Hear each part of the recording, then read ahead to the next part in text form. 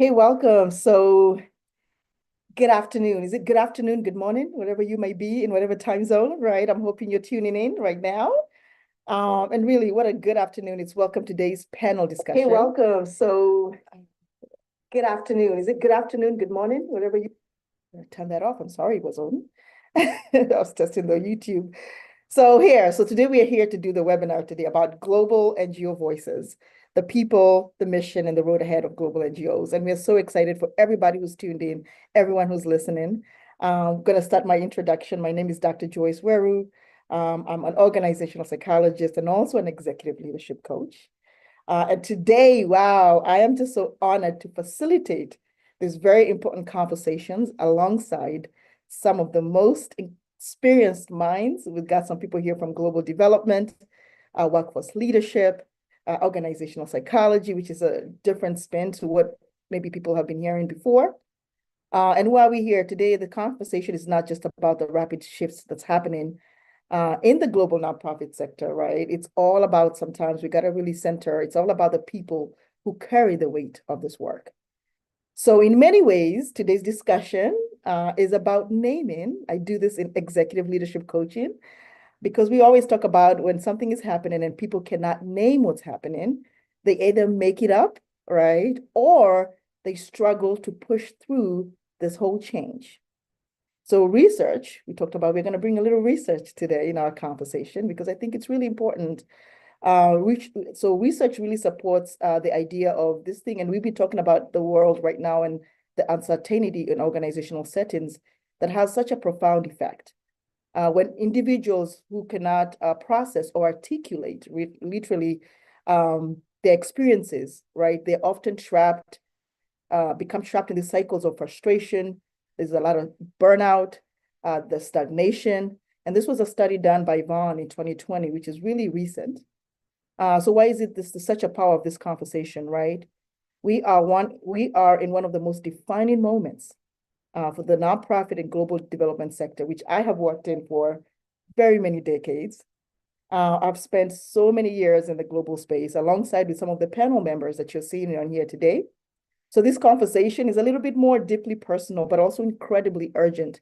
And that's why we put it on today. So we're not just discussing today the massive changes that's happening, right? We're really centering the lives and the well-being of the people who make this work possible. So just to frame the discussion a little bit, the nonprofit and development sector, obviously, it's experiencing a level of disruption that we have not seen before.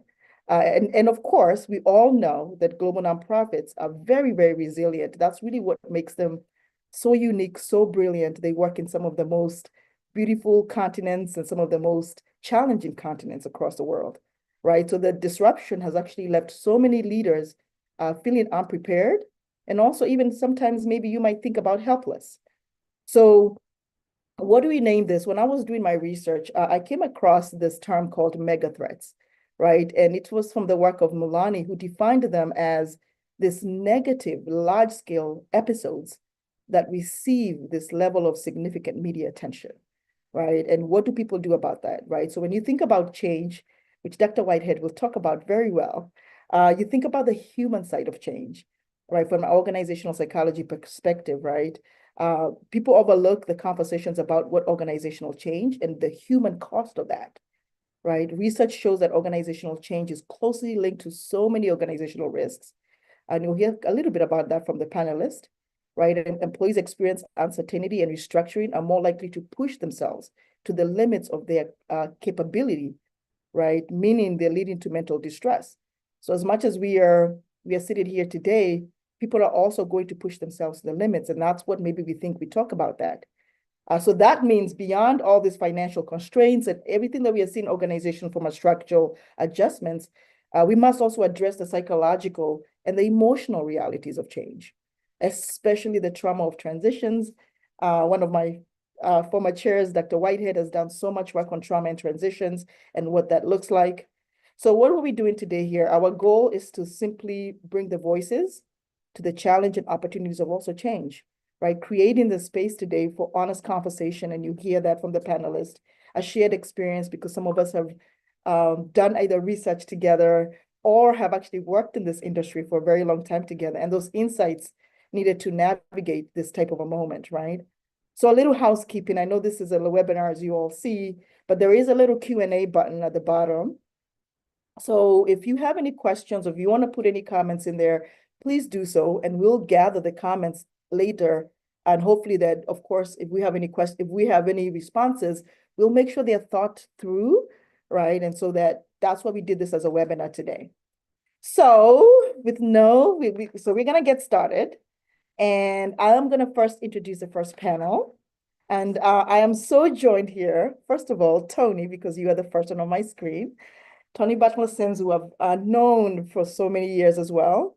He is a renowned human resources and operations executive with more than 30 years of leadership experience in the global nonprofit sector and obviously corporate HR strategy, which is something that I love as well. I'm also that.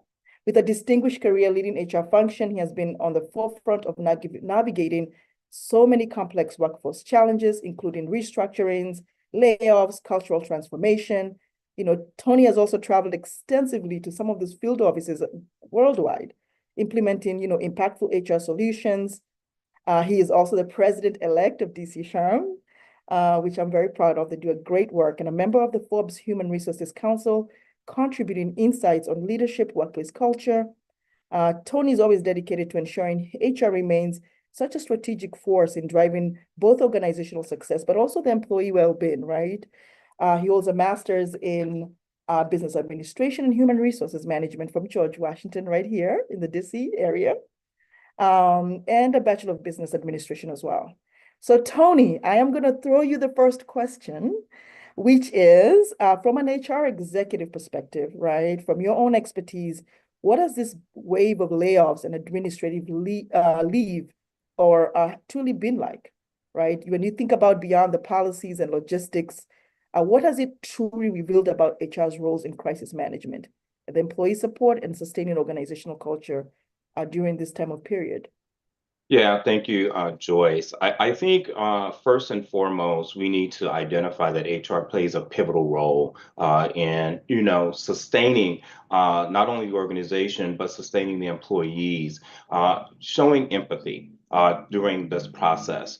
Your question is a loaded one, to be very honest, because when you're dealing with employees, you're also dealing with emotions. You're also dealing with individuals where you may know some of their particular situation, but you may not know the entirety of it. You may have someone who's a caregiver for family members.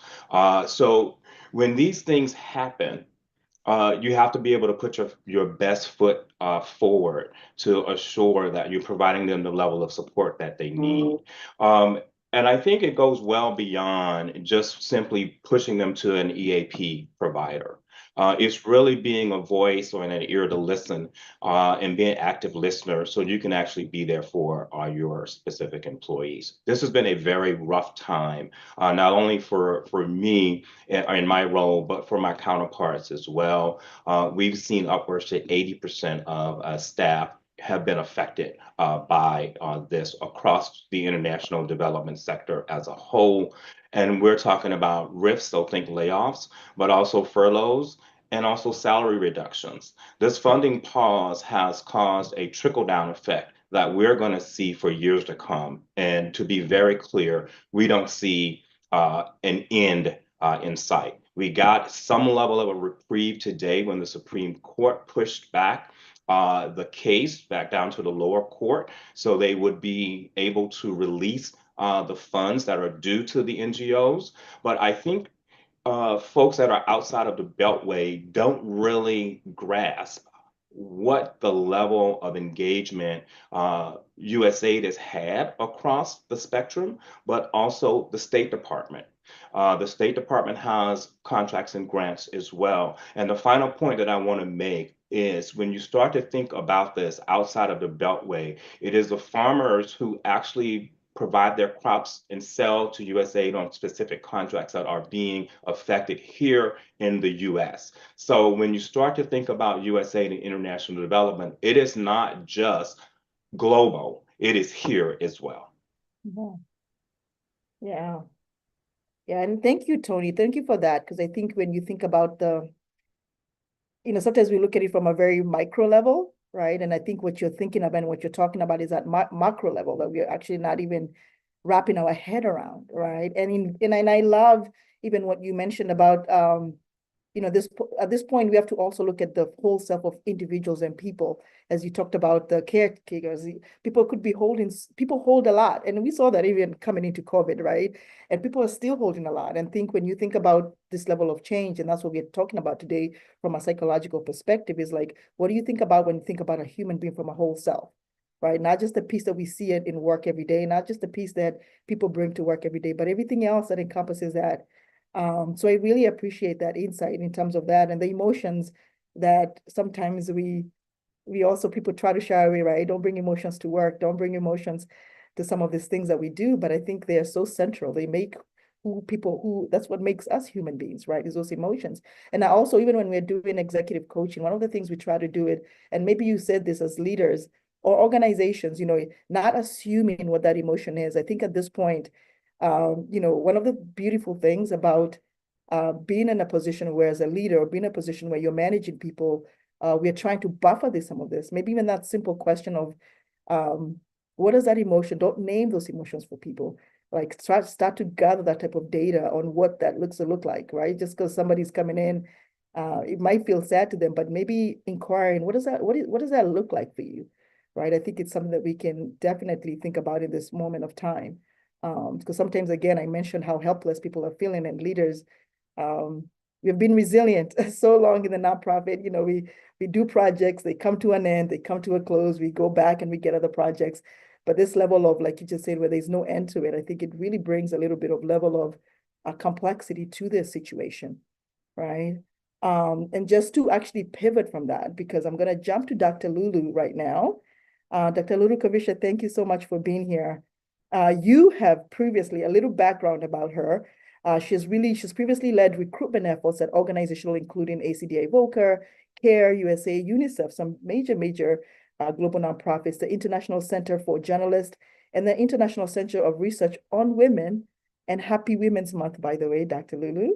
I want to say that. And Dr. Kavisha earned a PhD also in business psychology, where her research focused on, I love this, Tanzanian graduates, describing their individual internship experience in supporting the learning of critical soft skills. So not only did she do her research here, she's also done it in East Africa as well. And she holds a master's in the science of human resources development from Towson and a bachelor's in psychology as well from Old Dominion University. She's also lived in Tanzania, Kenya, Cambodia, Eritrea, I can name a lot, Zimbabwe, before moving to the United States. So she brings such a well-rounded point of view from here. So Dr. Lulu, with the recent shift, right, leading to widespread layoffs in your own expertise as a recruiter, NGOs and international development organizations, what do you see as the biggest challenges displaced staff and professionals now face in re-entering the workforce? And since you're a recruiter, how should recruiters and hiring organizations respond to that shift? Thank you for your introduction and your question, Dr. Joyce. I think there are several challenges that professionals who have gone through layoffs are facing, but I've had the chance to talk to some people who are currently facing layoffs, and I'll just highlight some of the key challenges that I think are important to consider. So the first challenge, we just recently talked about, is the psychological and emotional impact that has been created by the layoffs. So professionals who have gone through these layoffs may experience feelings of uncertainty, stress just due to the sudden loss of employment.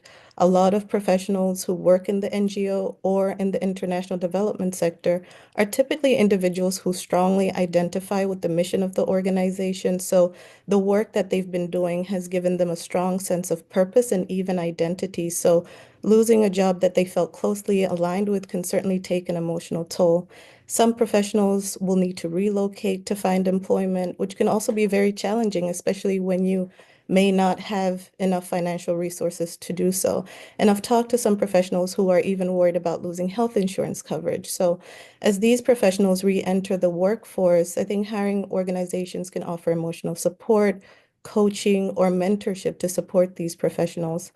I think another challenge facing individuals who are transitioning from NGOs and the international development sector is that these individuals may have experience that is very specialized to that particular sector.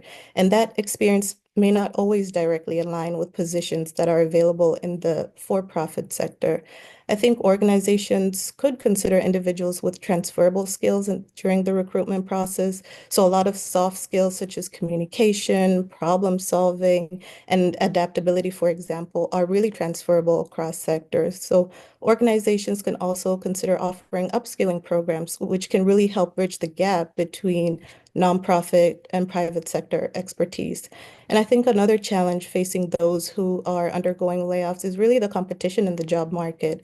So individuals facing layoffs are competing with professionals who may have more traditional private sector experience. So some strategies that those facing layoffs can use is really to upskill themselves by taking free courses, looking for opportunities to network. They can also work with career coaches just to help them with their job search. I think these are some of the key challenges that individuals who are facing layoffs are currently experiencing, as well as some ways that organizations can also work to support these individuals. I'll pass it back to you, Dr. Joyce. Yeah, thank you for that, Dr. Lulu. I mean, you bring up some very key points. And one of the things that people don't even talk about, I think, is that identity piece that I think stuck out to me, right? People who have worked in this industry or sector or region, it is, they have such a purpose for what they do. That's why they're so drawn into mission organizations. I could say even myself, right? I started here since I was very, very young, right? And I've never left the global nonprofits. Even when I left and started doing my own organizations, I still support nonprofits. And so that I could see the purpose and identity. Mhm. But also, I think what you talked about is that transferable skills.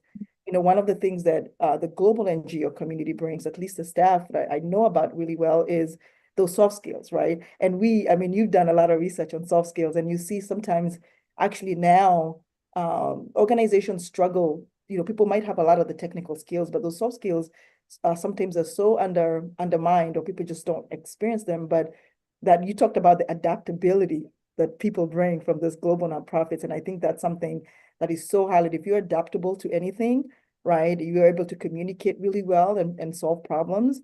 I think that is some skills that are almost intangible for an organization, and I think that's what you meant, hopefully, by transferable skills. Yes. So yeah, so thank you for that. I'm gonna also now, and I know like I said, I know Tony has spent a lot of time in the global nonprofit space, and Dr. Lulu yourself, I think you've spent a lot of time, and I've also spent a lot of time in the space. But it's also we have sometimes, it's nice to get a very different perspective, right? And so I'm gonna introduce Dr. Alan Whitehead, who's also a very professor and a consultant. He's such a dedicated educator and a consultant specializing in change management and organizational psychology as well. He's a faculty member of the Industrial Organizational Psychology Department of the Chicago School. He focuses on enhancing individual well-being and happiness in daily experience. One of the things that I love about Mr. Whitehead is, of course, that very unique research he did on joy and work, right? And even in the midst of sometimes change, you try to find some level of hope, and hopefully we'll hear from him today. But Dr. Whitehead's diverse professional background includes working as an insurance broker, higher education and administrator, an organizational consultant. He has his PhD in industrial and organizational psychology, MBA as well, with emphasis in IO psychology. And he likes teaching, writing, consulting, and administrative efforts, and all aimed at fostering positive change in organizations. So, Dr. Whitehead, I'm going to ask you a first round of questions, right? Change. We've talked about change is so inevitable sometimes. Yet the resistance is sometimes deeply ingrained. What are the most overlooked psychological barriers to change? And how can leaders actually reframe this level of uncertainty that we are finding to inspire action in any form? Would love to hear your feedback on that or your insights on that. Yeah. Thanks, Dr. Joyce. I appreciate it. It's great to be here with some great minds. Um, I thought change is easy, isn't it? Oh, maybe it's not. Maybe change is difficult. I guess if we try to get to this and say, why is change difficult? As we were talking today, I had this image come into my mind thinking like, how are we going to talk about change? And there's many, many ways of approaching this, right? And one model of change simplifies it. We could argue maybe oversimplifies, but it's a helpful model just to understand the basics, right? And it suggests that if we want to experience change, we need to unfreeze the situation that we're currently in. We need to make some kind of change and then to refreeze, right? And that's a very basic model, and it's a good one to start with. But as I was thinking about that, I was thinking about a glacier, right? And a glacier is constantly changing, you know, of ice, right? It's constantly changing, but it's doing so very slowly. So sometimes we feel like it's things just aren't happening, but they are, and they are subject to environmental effects. And so, if we're using the idea of the glacier, is what happens if the heat's turned up, right? Things can happen rather quickly, as we have experienced recently. Is there are quickly extenuating and external factors that are impacting what's happening. So, what do we do in the midst of all of this? What are you asked about some of the psychological barriers, and my first thought is fear. Fear is that first barrier that we might run into, is that we're afraid of whatever's on the other side of this. We're afraid of the consequences that might come of it. Now, of course, we have to turn to our friend Master Yoda that tells us that fear is the path to the dark side. So we can't just like let that rule everything that we're doing, right? We have to get to the place where we can embrace and say, things are changing. How is it that I move through that? And so one of the things that I try to help individuals think through is this ideas of locus of control. Is like, where is that? Is that something that I can do something about? Or maybe a better way of looking at that is, what are the things that I can control? And what are the things that are outside of that?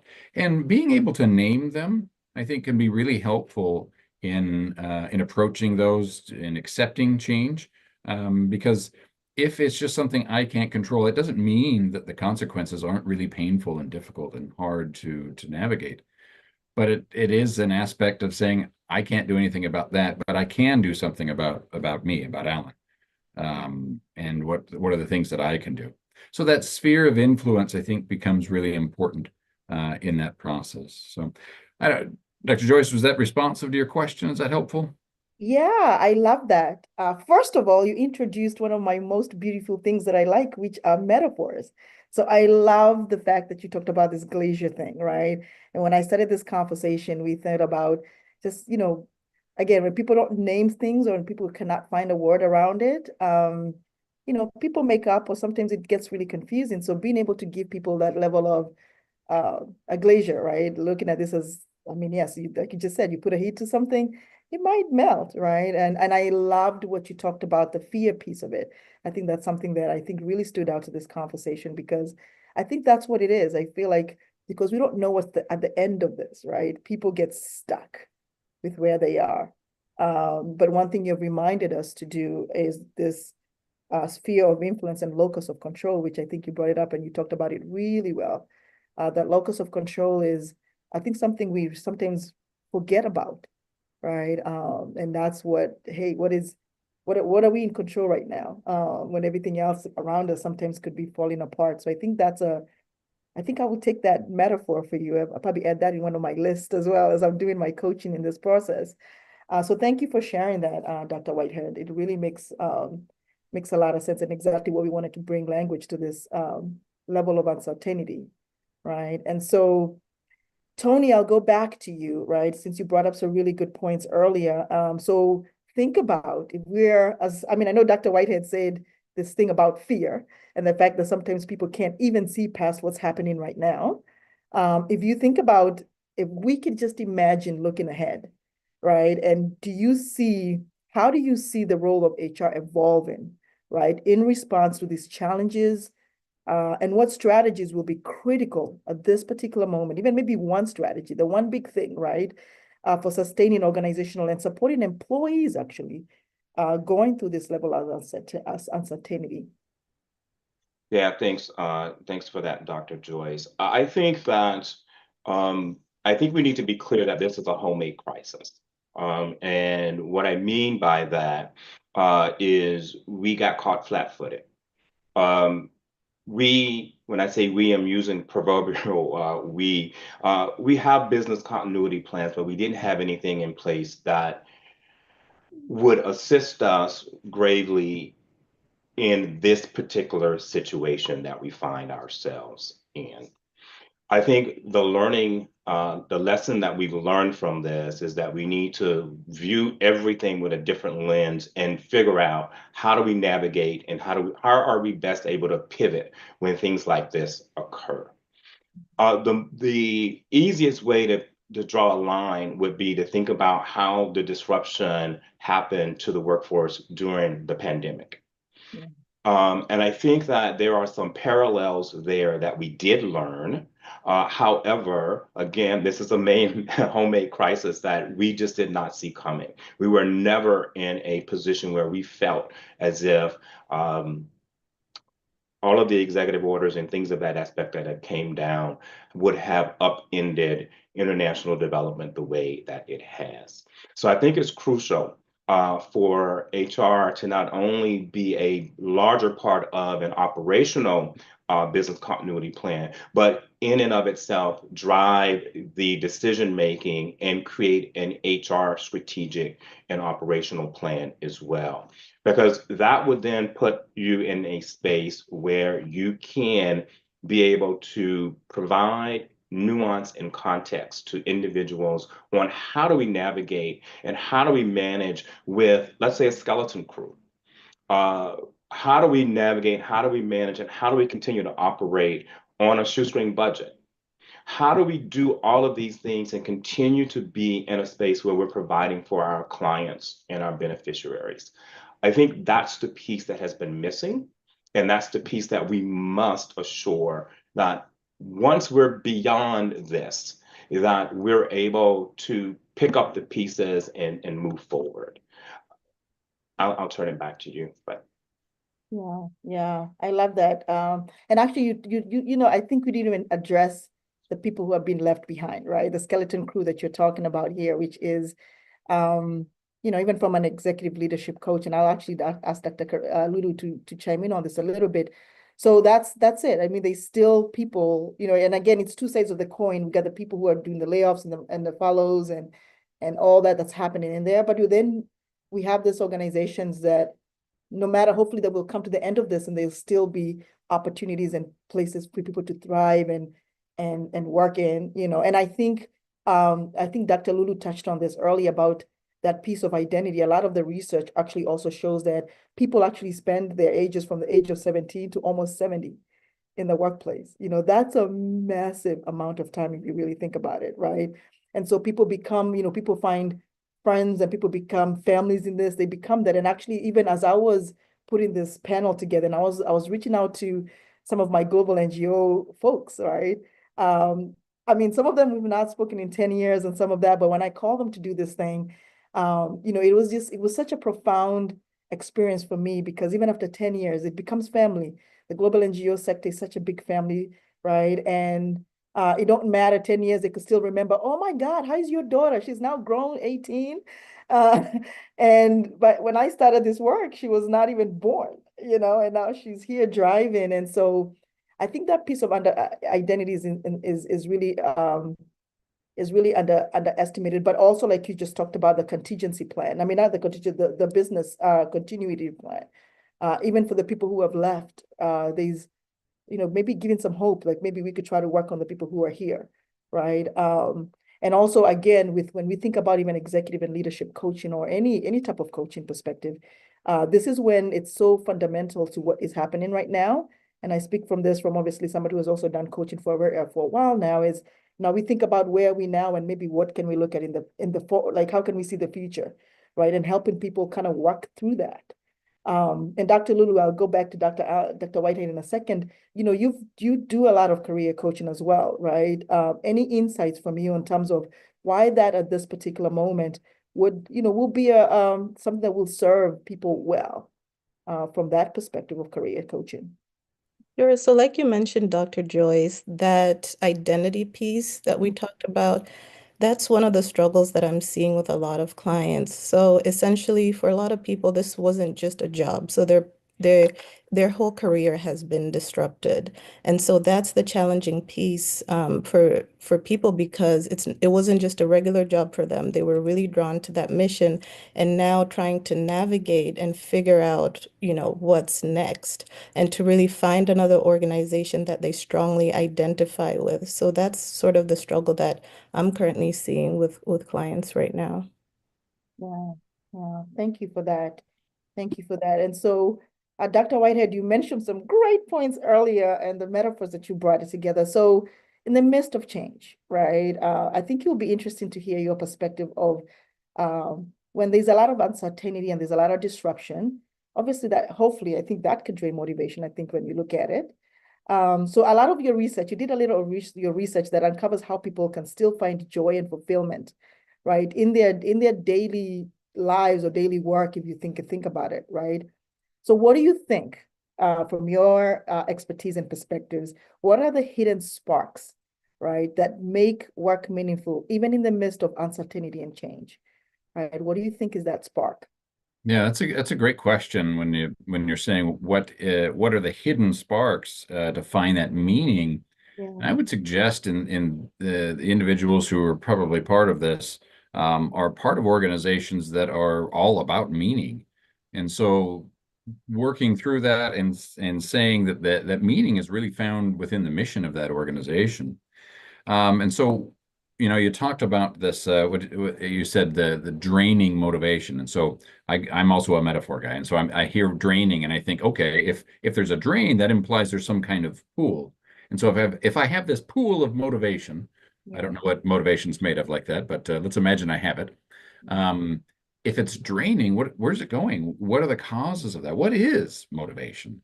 Right? Motivation, one way of looking at it is what stimulates and steers our behavior.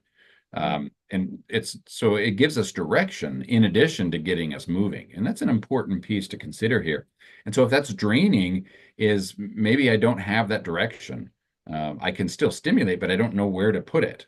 Right. And so if we're talking about a situation where that motivation is now lacking, it might just be that I don't know where to put my energy. I might still be really passionate about a particular cause or idea, or even an organization or particular people.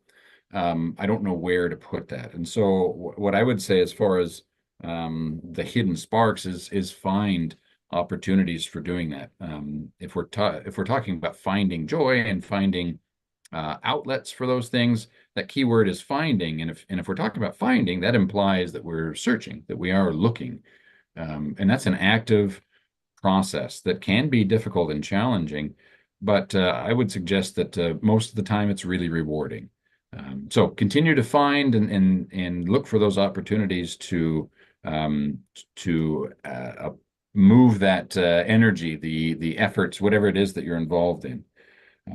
That's kind of what I would say. I don't know if that's helpful to the question that you were asking or not.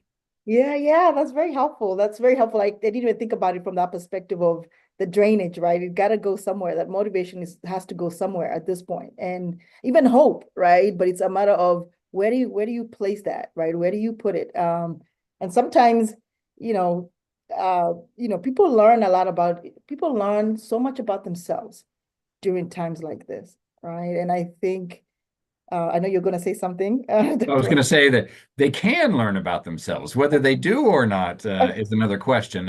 It can be remarkably painful and hard, but if we get stuck and not keep moving, we just got to keep finding that place to go. So anyway, that's a side note. Yeah, yeah, yeah. And so that means there's intentionality sometimes, right? And I think you said it, that's the locus of control that maybe people could bring in when you think about what is that intention? What is, where are my intentions right now? And so Tony, I would love to ask you this, like, what does that look like, you think, from a HR perspective in terms of that level of motivation? Where would you think people can shift that to, right? Because of course, people sometimes now, again, the layoffs, the follows, and where would you think, from a human perspective? Yeah, listen, I feel that you all touched on this, but I think we can unpack it a little bit more, that folks in this sector, they have a sense of community because we know exactly why we are doing the jobs that we're doing. I think to to your point that organizations can do a couple of things, and one thing that comes to mind is setting up some level of an alumni ERG.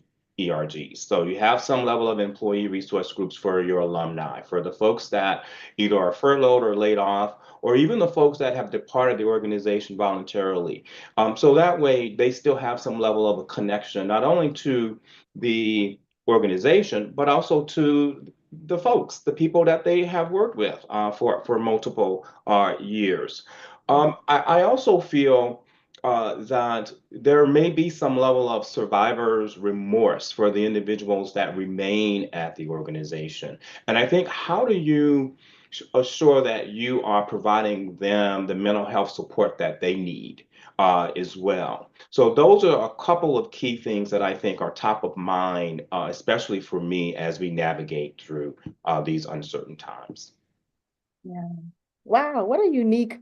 I didn't think about the alumni ERG, right? I think you think about alumni from at least a university perspective, and being able to think about that from a work perspective, from especially the people who have been followed, right? And that's it. I think having an outlet for that is something that's going to be so important in terms of when you think about even the survival remorse you talked about, and even the staff connecting to each other, even if they're not there, like the ability for them to be able to, as you know, when you're internal in organizations, sometimes we have the Teams channels and we have the Slack channels, and people are posting all kinds of cool stuff and work stuff, right? And how do you duplicate that in a time like this, that gives people a little bit of hope, right? I think that's really the thing. And so, and I would say, right, and I'm going to start with Dr. Lulu as first, right? I know we've talked about a lot of really good things here, but is there one thing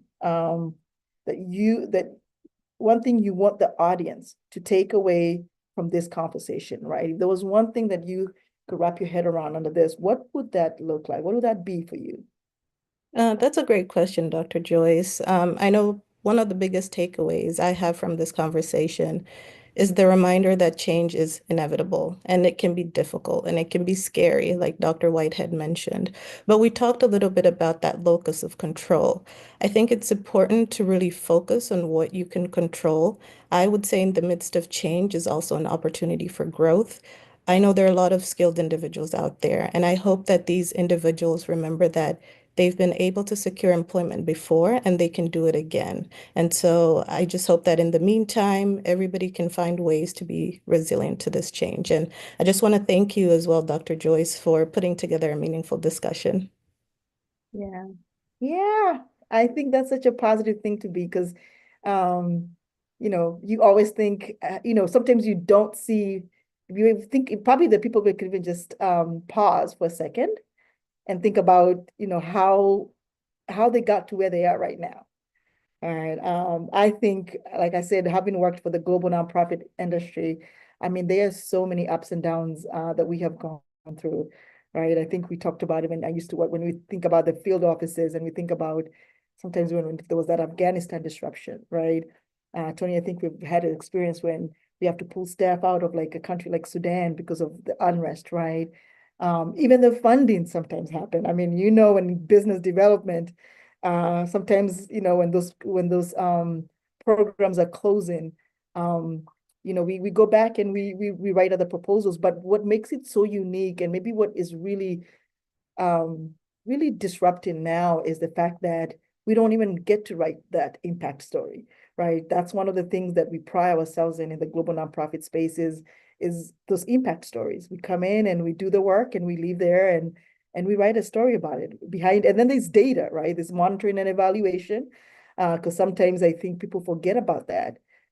People forget that everything that we do at least the work that I've done in the global nonprofit, so what's some type of research, there's some type of measurements that were put in.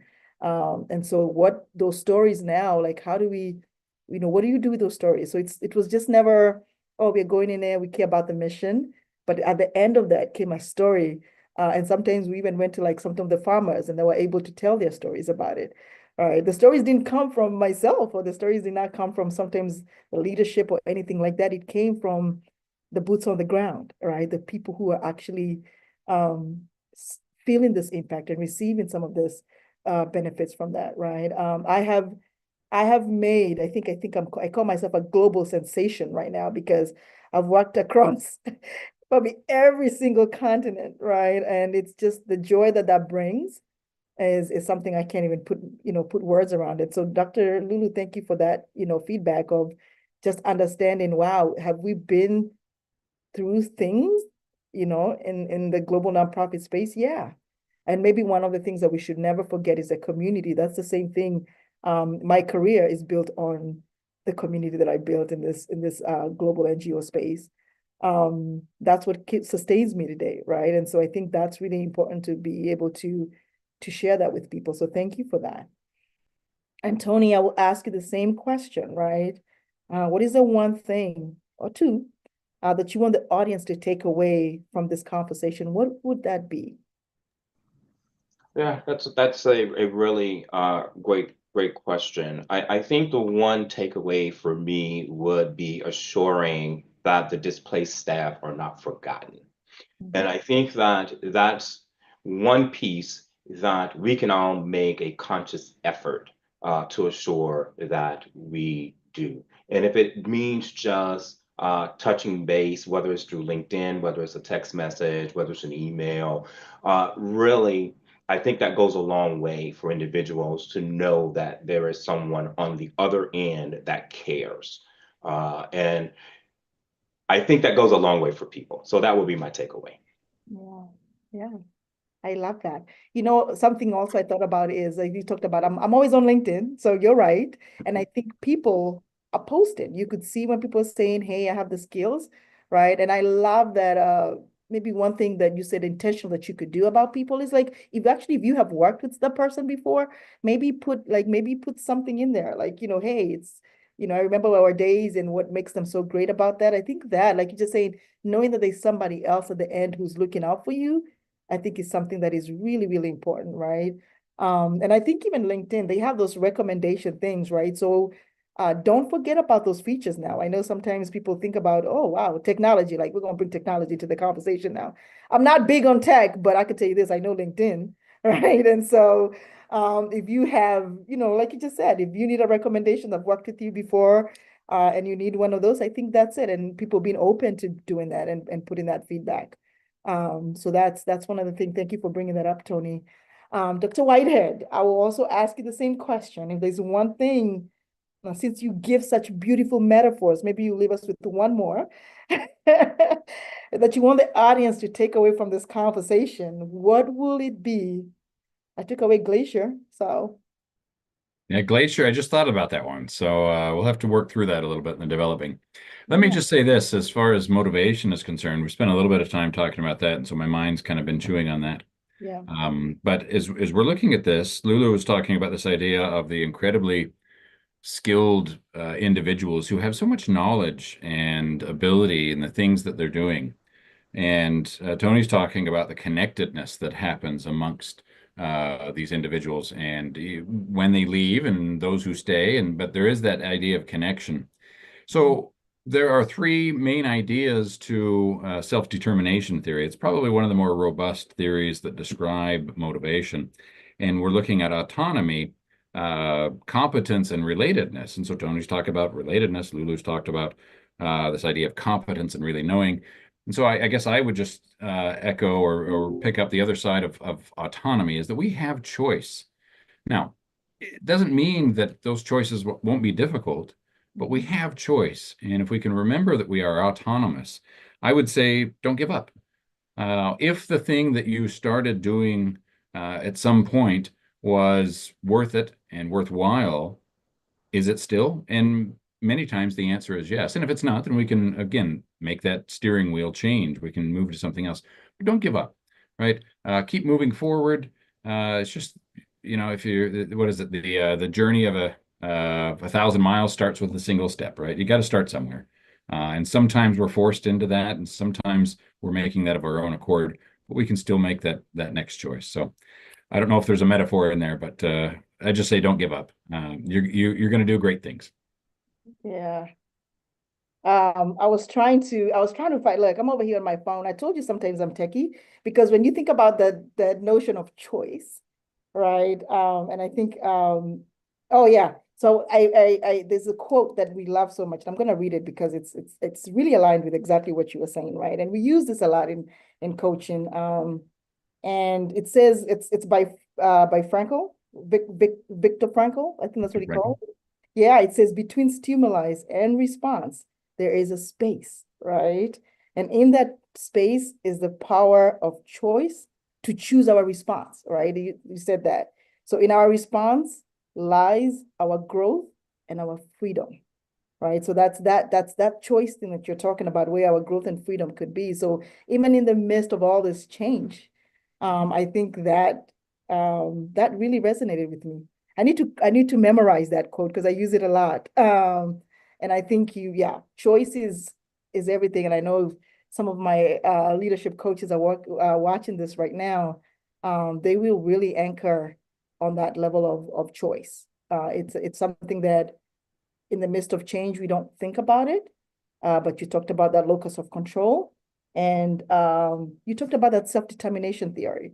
So that's what we wanted. And I'm hoping as people are looking at this discussion today, right, they pick up some of those things that you talked about, right? They anchor themselves in that language of like the locus of control and what that means. They go back and they look at that self-determination theory that you talked about, which sometimes, again, instead of making things up because we don't understand it, maybe we look them up. And I think one of the other things that, what else? You talked about something else that, oh, that model that you used. And Dr. Whitehead, what is it? Freeze, unfreeze, freeze, change, and which model was that? Yeah, to unfreeze, change, and then refreeze. That's Lewin's Yeah. model. Yeah, the Lewin's model. And it's so simple, but it's just so powerful right now, right? Because right now it feels like the organizations have already unfrozen, right? And then we're going through change. But as Tony and Dr. Lulu said, it's like, hey, even bringing something like alumni ERG, yeah, that's how maybe can we sustain that a little bit, look at that and see how that works for organizations, right? And that's where you unfreeze and you kind of put things into place. And I think you mentioned this, Tony, even when through COVID, right? I guess it's also giving organizations grace. And people grace. And why do I say that? I say that because at this time, people might not understand why organizations are making changes or people are making changes, but sometimes you just got to do it. You got to make that choice. You got to do it. And sometimes it means that after the fact, there might be some cleanup. After the fact, there might be some apologies. After the fact, there might be some level of healing or whatever that looks like for people, right? But at this time, sometimes when things are in this level of chaotic situation, sometimes you just try things and see that. And also, I think one of the things that people forget is that we don't live in isolation in this world. I brought this panel together because I want to bring in some of those thoughts, some of the things that I'm missing or I don't know. Because when you also, and again, maybe that's what you talked about, that community of people, right? So this has been a great conversation. Is there anything else, at least from the panelists? Tony, what else comes up for you as you think about as we're wrapping up this last few minutes of this conversation? Well, I would say this, change is hard, but it's not impossible. I Mhm. think we just have to press ahead. And Mhm. I'll use myself as an example. These last 6 weeks have been the most trying in my 30 plus years in HR. And I've gone through all of the stages of grief. Now I'm at acceptance because there's nothing else we can do but accept it and push forward. So I'll leave you with that. Thank you. Thank you. And Dr. Lulu, is there anything else from a recruiter perspective? I know and no career coaching as well, or personal. No, I think a lot of great thoughts have been shared as we were talking. I was just thinking about change and how it's inevitable. And I always say to myself, the only thing that is constant is change. So unfortunately, we're at this point where change has happened so quickly. But like Dr. White had mentioned, this idea of the locus of control, and that essentially it's not about giving up. So that's what I hope the audience can take away from this conversation. You don't give up. We're not going to do that. Not this time. Um, Dr. Whitehead, anything else? And I'll share like the last step and what the call for action before we get into, as we're closing as well. Yeah, I'm just struck by, I've just kind of taken some notes here and some interesting thoughts as we've been going through this. Several times we've come back to this idea around the emotions that we might experience within organizations or at work. I think it's important that we recognize that we don't hide those. That doesn't mean that give full rein to your emotions, but your emotions are a valuable source of knowledge and information. They're not necessarily good to guide our behavior all the time, but we should, just like you were talking about a moment ago, is this idea around having that pause between stimulus and a response of thinking about what are these emotions telling me? How am I feeling? And I might feel really sad or fearful or angry or,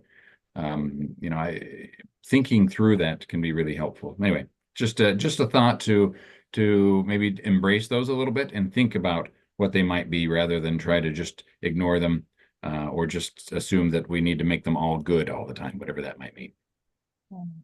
Yeah. Ooh, I could love. I coach a lot on emotional intelligence, and I think this is where I talked about. I think that's such a great point that we have to be able to sit with our emotions sometimes, right? I could tell you this through my executive leadership coaching. One of the things that I never embraced is meditation.